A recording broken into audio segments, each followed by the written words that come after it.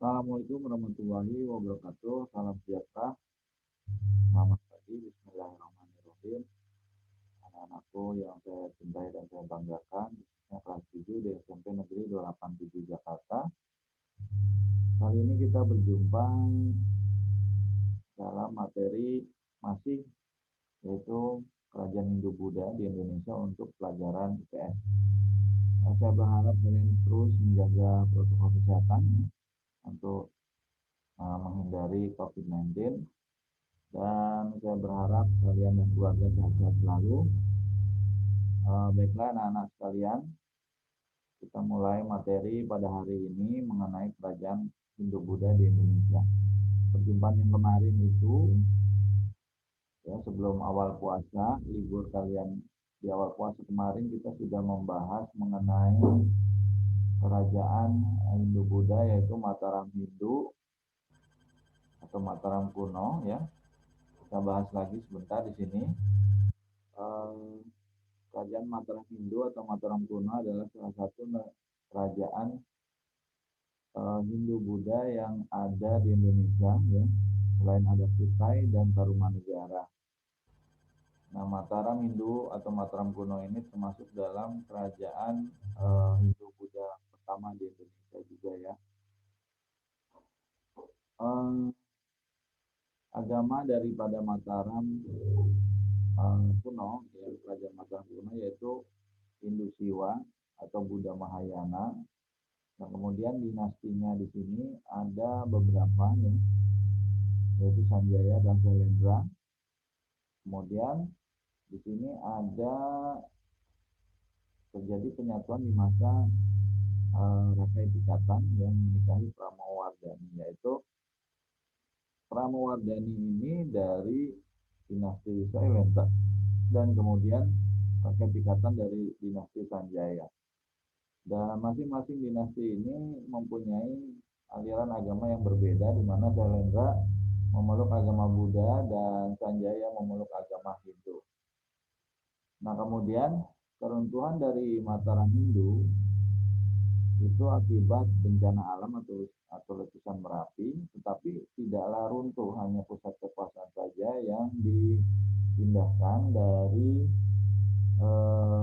Jawa Tengah ya ke Jawa Timur oleh Empu Sendok. Nah, di sana nanti berganti dengan dinasti bukan Sanjaya Sailendra lagi, tapi dinasti Isyana. Nah, kemudian nanti Mataram Hindu yang ada di Jawa Timur tersebut akan melahirkan beberapa kerajaan-kerajaan, diantaranya yaitu Kerajaan Kediri dan Kerajaan Singosari. Baik, kita lanjut ya.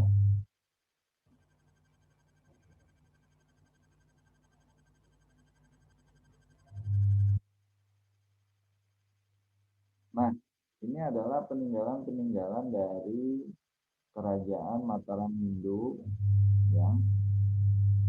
Di antaranya berupa bangunan candi ya, ada candi gunung, ukir atau candi Canggang, kemudian ada candi Barong, ada candi Arjuna ya di Dieng, candi Arjuna di Dieng. Nah, kemudian ada candi Ijo dan candi Prambanan. Nah, ini adalah peninggalan-peninggalan candi dari masa dinasti Mataram Hindu.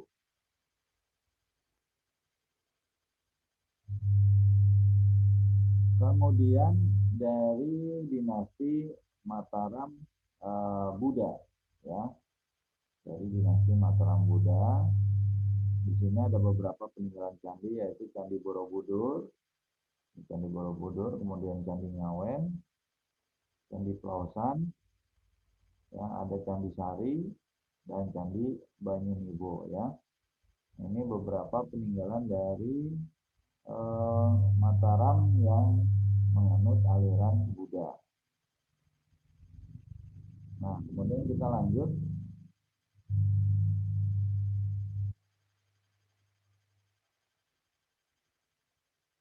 Ya.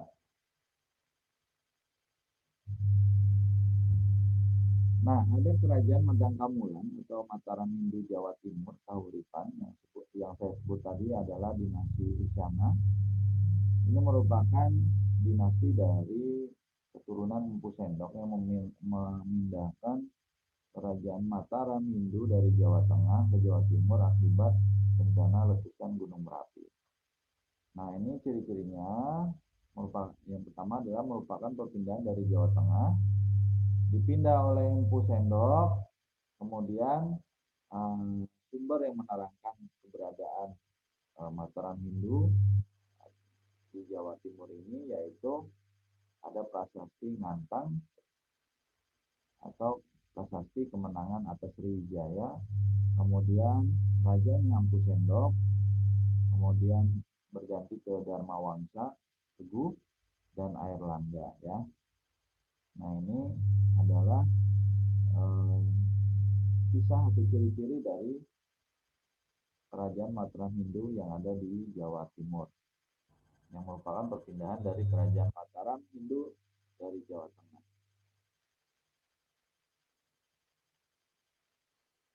Kemudian kehidupannya ya, Mataram Hindu yang ada di Jawa Timur itu dari peternak dan petani masyarakatnya.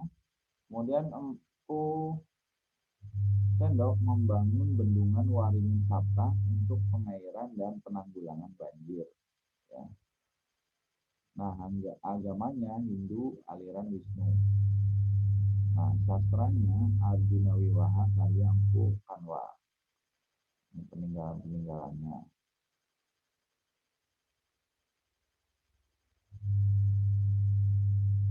Nah, kemudian ya,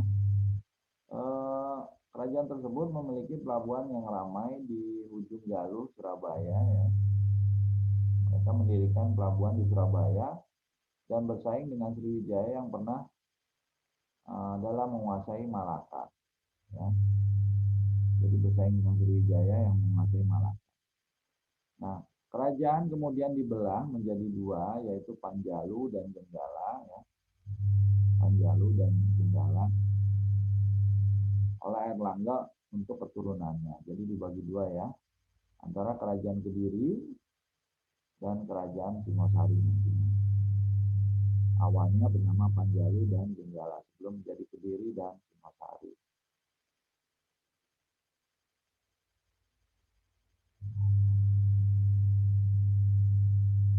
Nah, kemudian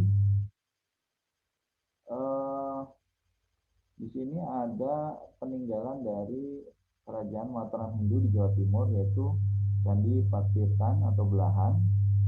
Ya, di sini ada filosofinya, air adalah kehidupan. Air pertama yang diminum manusia adalah air susu ibu, dan itu suci. Nah, ini menurut daripada peninggalan kerajaan Hindu Buddha atau kerajaan Mataram Hindu Buddha yang ada di Jawa Timur, yaitu di Candi Patrikaan Belahan.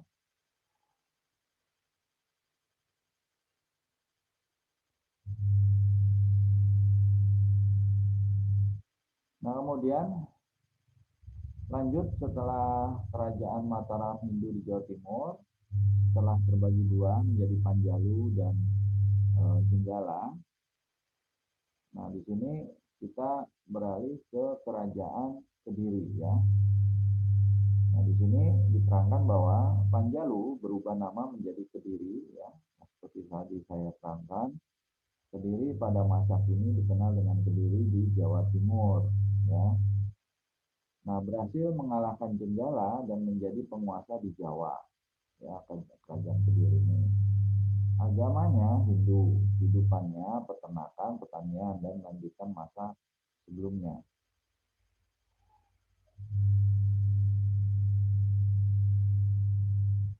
Nah, kemudian peninggalan lainnya adalah seni sastra yang berkembang pesat ya pada saat itu. Hasil sastranya di sini ada Kusnayana karya Empu Triguna, Maradana karya Empu Darmaja, dan Baratayuda karya Empu Sedah dan Empu Panulu. Terus kemudian ada Lugdaka karya Empu Tanakung.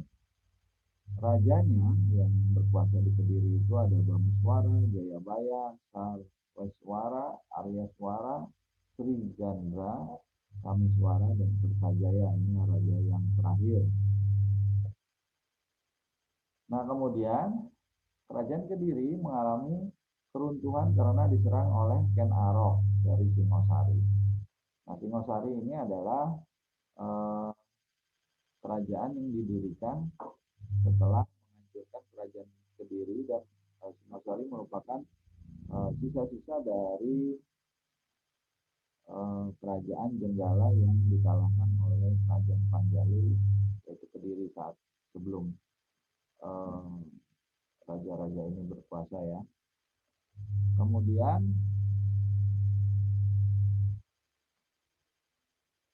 Kerajaan Singosari kita lanjut. Nah, sumber prasastinya ada Singosari, kemudian sumber kitab sastranya Pararaton, Negara Kertagama ya, sumber bangunan Candi Jago, Candi Singosari, Candi Jawi, Candi Kidal, Arca Jokodolo, ada Arca Pratnya Paramita, dan Candi Kangkengan. Nah, ada berita dari luar atau dari Cina, penyerangan Kublai Khan ke Singosari. Nah, mampu mengalahkan Kertajaya dari Kediri di desa Genter di tahun 1222. Nah, ini eh,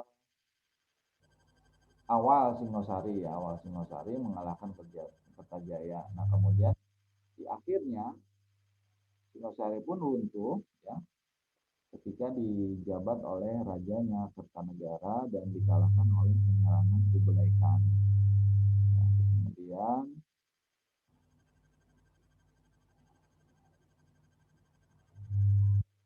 kita lanjut ya. Ken Arok mendapat bantuan para Brahmana yang melarikan diri dari Kediri. Nah, kemudian dinastinya setelah Singosari berdiri dari Kediri bernama dinasti Rajasa. Pemerintahannya ada Ken Arok, Anusapati, Panji Tokjaya, Ronggawuni, Wisnuwardana, dan Kertanegara. Ini raja yang terakhir. Kemudian terbunuh oleh serangan Mongol pada saat itu ya. Nah, kemudian Kertanegara merupakan raja terbesar sekaligus terakhir. Jadi zaman kejayaan Singosari ini ada di Kertanegara sekaligus adalah raja yang terakhir. Nah, kenapa? Karena Kertanegara berhasil membuat yang namanya ekspedisi Pemalayu atau perluasan wilayah eh, Nusantara ke Sumatera ya pada saat itu.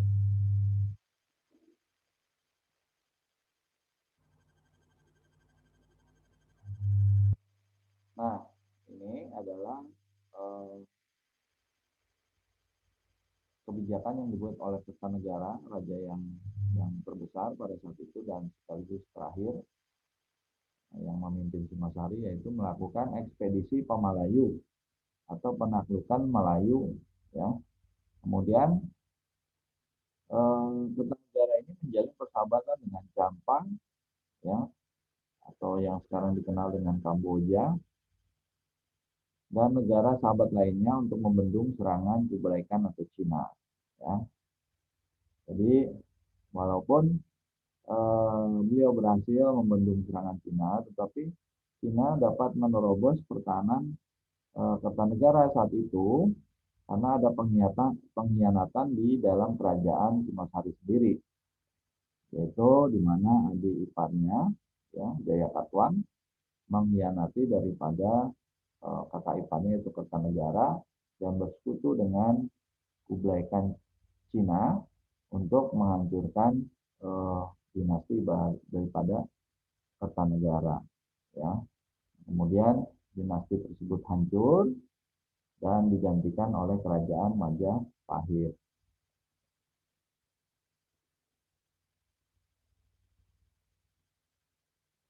Nah, di sini Singosari juga berhasil melakukan perbaikan sistem pemerintahan dan politik, berbuat baik pada musuhnya, ya, musuh Kertanegara, dan keruntuhannya ini tadi saya katakan diserang oleh adiknya sendiri ya Jayakatwang, Raja Gegelang, Gelang-Gelang ya, dari keturunan Kediri ya. Saat prajuritnya melakukan ekspedisi ke Malewi. Jadi kerajaannya dalam keadaan kosong dan mereka menyerang kerajaan tersebut dan berhasil membunuh Kertanegara.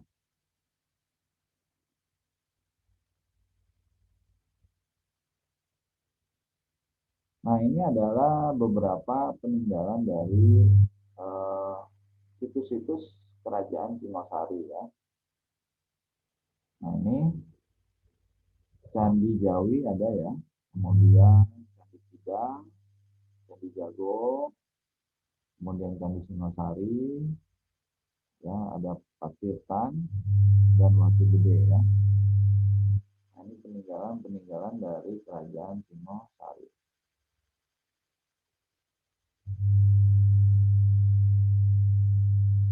Nah, kemudian setelah Singosari muncul kerajaan Majapahit. Nah, sumbernya, prasastinya ada Kertarajasa dan seterusnya. Sumber sastra Kidung Harsa Wijaya atau Kidung Panji, Wijaya Krama, Pararaton, Negara Kertagama. Ya, sumber bangunannya ada Candi Panataran, Candi Sumberjati, Candi Bajang Ratu, Candi Patirtan Tikus, Candi Waringin Lawang. Nah, kemudian ada juga berita dari luar negeri yaitu buku Suma Oriental karya Tom Case, catatan perjalanan Ibnu Battuta dan catatan Mahuan dari Cina ya, tentang kerajaan Majapahit.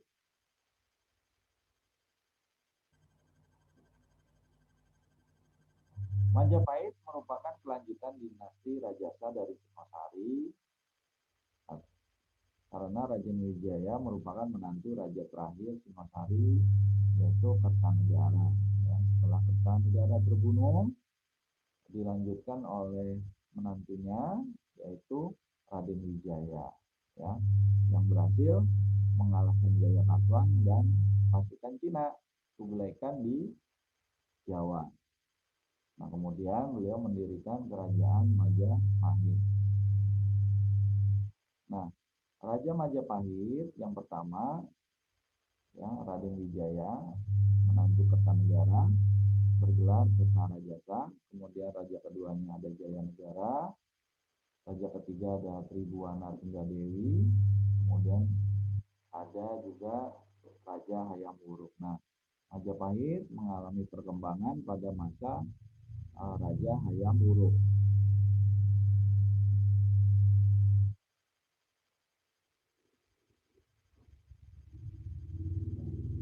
Nah, ini gambaran kerajaan Majapahit perkembangannya ya.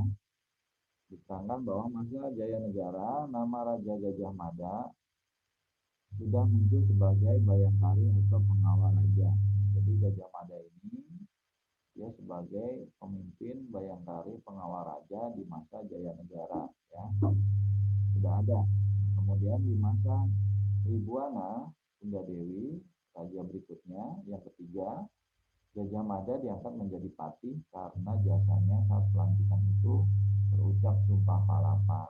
Nah, sumpah palapa terwujud di masa Hayam Wuruk. Tercapailah kejayaan Majapahit yang berhasil menyatukan wilayah nasional Indonesia yang cukup luas, ya bahkan sampai ke Asia Tenggara dan sebagian Australia.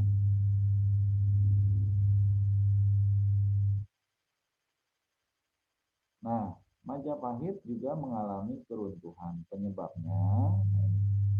kemundurannya, banyak daerah taklukan yang melepaskan diri karena pusat kekuasaan melemah.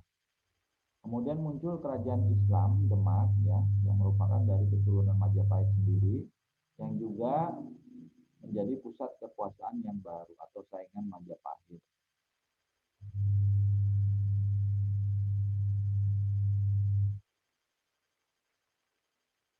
Nah, penyebab selanjutnya adalah tidak ada pemimpin yang kuat dan berwibawa setelah Raja Hayam Wuruk. Kemudian merosotnya maritim karena kemelut internal dalam negeri Majapahit sendiri. Terjadi perang saudara ya antara keturunan Hayam Wuruk. Jadi setelah Raja Hayam Wuruk tidak ada lagi raja yang kuat untuk memimpin kerajaan Majapahit.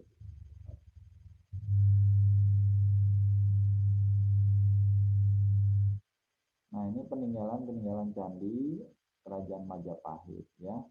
Ada Candi Bajang Ratu, kemudian Candi Gapura, kemudian ada Candi Brahu ya, kemudian Candi Tikus, kemudian ada Candi Gunung Gangsir ini, dan Candi Pari ya. Ini adalah candi-candi peninggalan Majapahit yang bernuansa agama Hindu.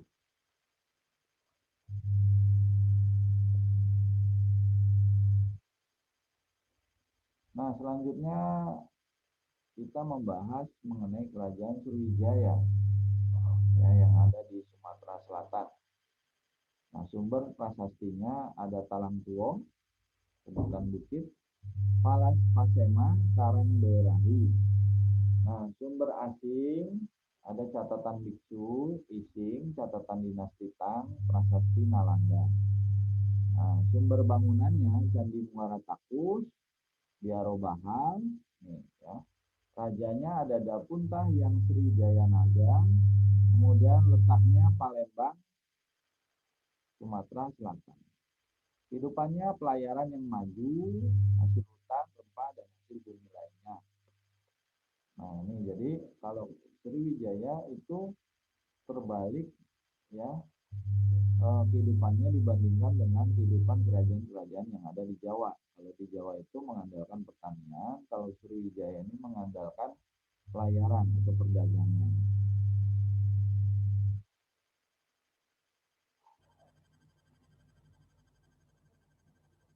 Nah, ini adalah peninggalan kerajaan Sriwijaya ya. Ada Candi Muara Takus ini dan Biaro Bahal ya.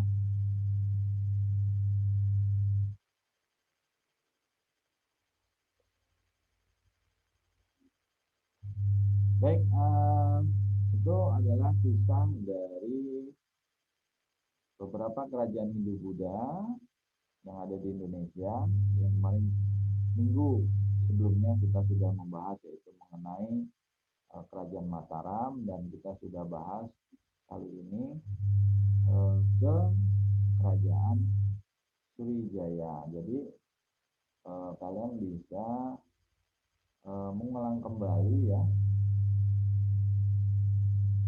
mengulang kembali beberapa kerajaan tersebut, kalian ulas melalui tayangan ini ya, yang terdapat di channel YouTube, dan jangan lupa kalian catat di buku catatan ya materi hari ini, dan jangan lupa absen di channel YouTube tersebut.